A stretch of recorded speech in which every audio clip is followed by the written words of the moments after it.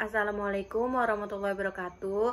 Nama saya Yunia Masita. Saya akan menjelaskan sedikit mengapa kita belajar IRP serta apa kekurangan software sistem akuntansi Mayop, Accurate, dan Zahir.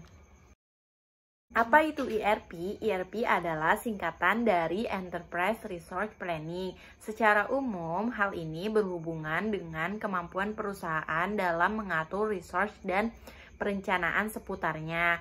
IRP itu berhubungan dengan semua departemen di perusahaan dan berusaha memastikan semua bekerja untuk tujuan yang sama. Mengapa kita belajar IRP?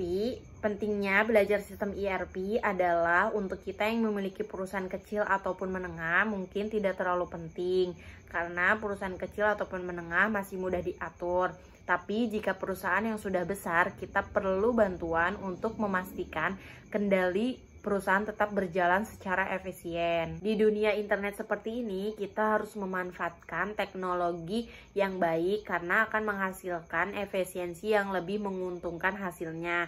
Ambil saja contoh seperti rapat. Dulu rapat harus bersifat saling temu langsung antara para pihak yang berkepentingan.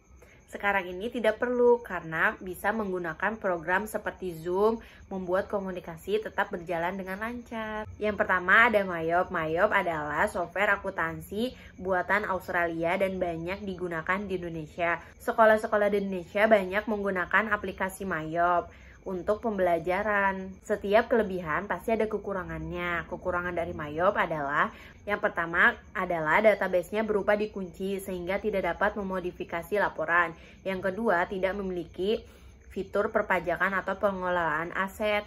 Yang ketiga, tidak dapat digunakan untuk perusahaan multi-company. Kedua, ada Accurate. Kekurangan dari software akuntansi Accurate adalah yang pertama, satu, untuk login user hanya bisa sebagai supervisor. Yang kedua, untuk membuka database hanya bisa di hard disk, drive lokal komputer. Yang ketiga, tidak bisa migrasi. Dan yang keempat, tidak memiliki potongan harga trade-in atau major upgrade.